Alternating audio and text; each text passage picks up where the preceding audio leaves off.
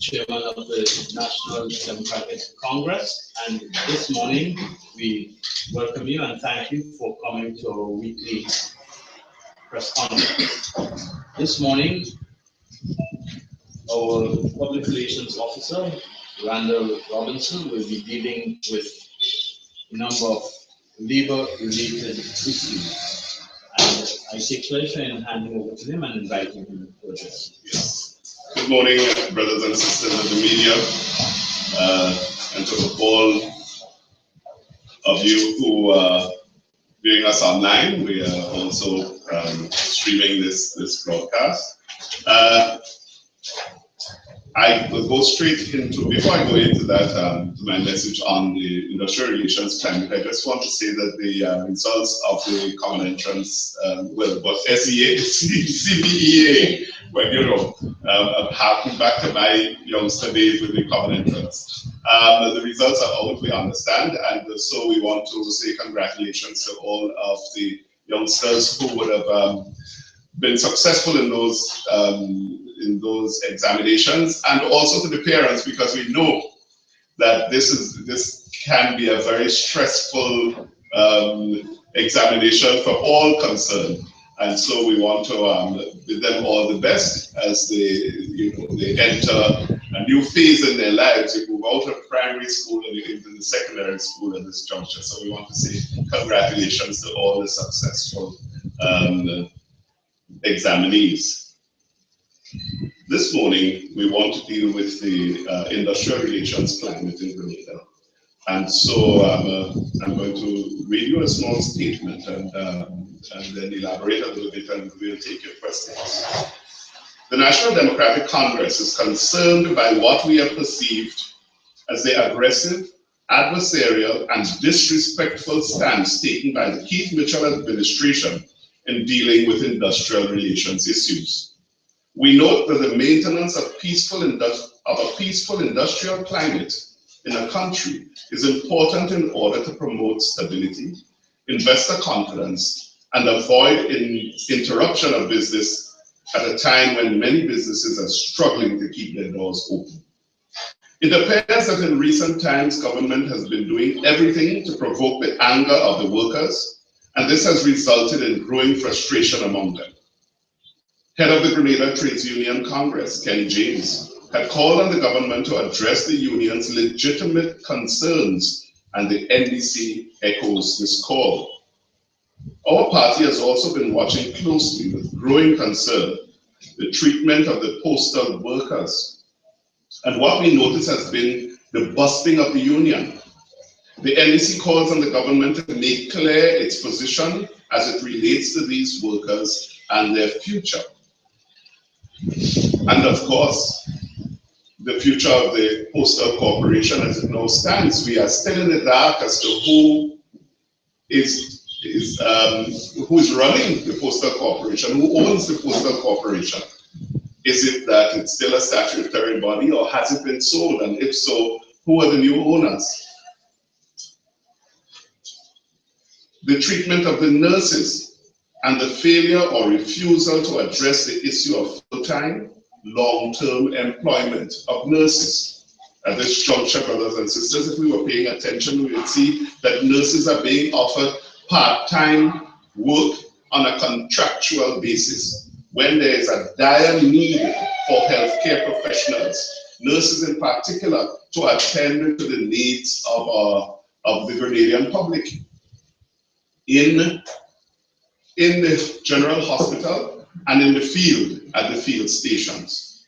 And so we are asking about that at this juncture. We are dealing with the treatment of the police officers. Yes, thousands of transfers in 3 years. The treatment of public workers and the victimization of workers. Check the recent press release coming from the Public Workers Union on the victimization of their members since they have started taking silent industrial action against, the abuses of the government as they see them. The refusal of government to address the increments of public servants, police, and teachers. The failure or the refusal to regularize the employment of many teachers. As we well know, there are a number of teachers who are outside of the establishment. How long is this going to continue for? Are we going to leave the teachers outside of the establishment, not make them part of permanent employment? The treatment of cooks and cleaners in the schools. Right now, we believe that they are sending home the cooks and the cleaners and want to reemploy them on contract. We are asking that the government should stop playing politics with the lives of our public servants and other workers. They have to feed themselves and their children and meet their daily needs. They have already made enough sacrifices as a result of the reckless actions of this government dating back to 1995. Brothers and sisters, this government has come out speaking about trying to attract foreign investors to come in to the country. Do they want to come here when the industrial relations climate is one of turmoil? No.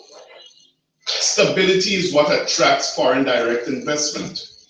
A stable industrial relations climate and an educated workforce. That's what people want. Of course, apart from, a competitive price with respect to your electricity and your utilities. Here it is. It would appear the government has been doing everything in its power to upset the apple cart as far as industrial relations are concerned. And we are worried about the continued, the way that this government continues to try to bully everybody. We have seen it with the Cameron issue. We have seen it with how they're trying to deal with the Granitang issue. We have seen it with the Rex issue. Every single time the government has to approach a situation in Grenada, it's confrontational. They don't want to sit at the table and to discuss anything in a between reasoned individuals and come to some sort of agreement. Here it is, Grenlec again. We continue to see the government bullying the nation, entities, employees. We can't continue to operate like this. And we worry about what the repercussions of this might be, not only on the foreign direct investment, but locally for all of us who have businesses and so.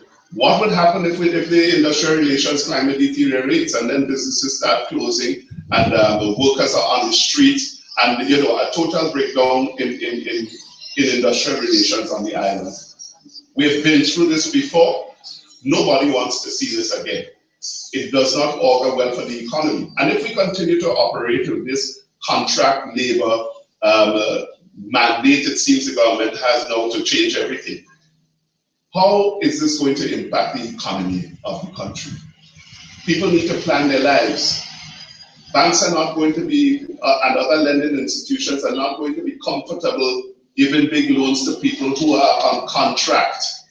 They want to know that you are permanently employed in sustainable jobs. And so, brothers and sisters, this is our concern at this time, and we are asking the government to reconsider the way it is operating, to reconsider the way it operates, and to get back around the table and negotiate in good faith and de-escalate the industrial relations climate as we see it at this juncture. Having said that, I now invite your questions.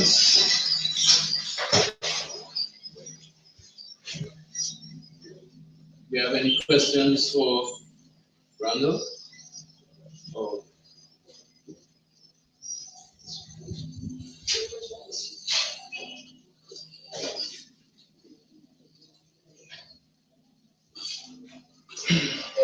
Aisha to MTV. My question really isn't related to what Mr. Robinson just expounded. However, I'm going to direct my question at the chairman of the body. It has to do with the current issue between the doctors and the medical council, an issue that is affecting patients. Because while the council claims that it's trying to get doctors to come on board, the people who are suffering are the people who are not well. Does your party have a position on this? Thank you very much, Wendy. And our party has a position on this, which I will explain. Now, we see this as a problem which ought to be resolved with the greatest urgency. As you mentioned in your question, the patients are the one suffering. They are feeling the greatest effect of the problem. We think it is a problem which requires dialogue in order to be resolved. It seems that most of the doctors are qualified and properly registered to work in Grenada. The problem seems to be one of the license which should be paid annually, and the requirements, it's continuing education, I understand, and insurance coverage. Now, these problems ought to be resolved by sitting at the table with the government. Of greatest concern, while we are concerned about the people in Grenada, the island Grenada, parts of our state of Grenada, Caribou and Martinique, at present has 4 doctors, none of whom are listed as being licensed. And if the instructions from the chief pharmacist to the pharmacies asking not to honor prescriptions issued by non-licensed physicians, it means that the people of Caribou and Petit Martinique are in a very dangerous position, and the government has the obligation to have this matter resolved, I would say within 24 hours. It can be resolved.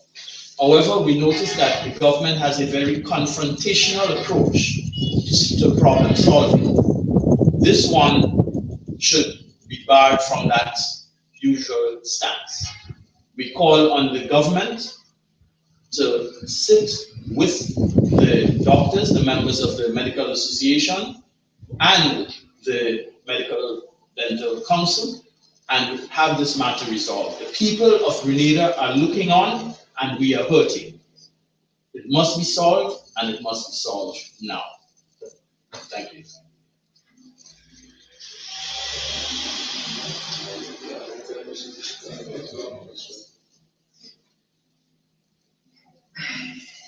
Yeah, that's it. Okay, well, just to end and say that remember that the Charles Loon matter has not died. We are still insisting that action be taken to have this problem addressed. Mr. Loon continues to represent Grenada as a commercial attaché in China, and if someone is accused of being a child molester, I will not have them taking care of my child. An allegation has been made, but it is of sufficient gravity.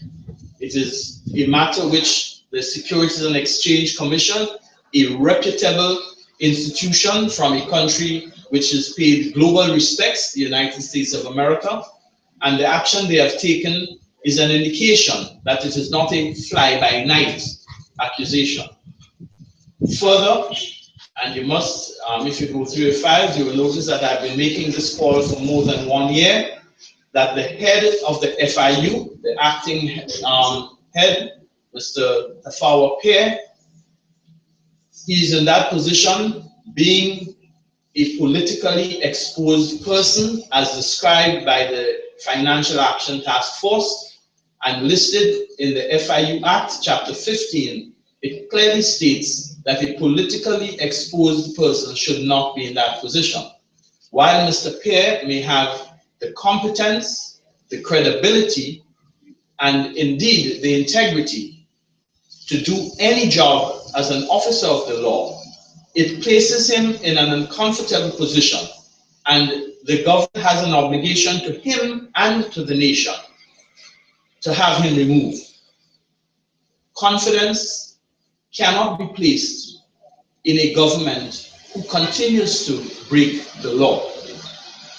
This government is acting in violation of the law, and we call on them to have this matter rectified soon. Thank you very much. And thank you for coming again. We look forward to having you next Monday as usual.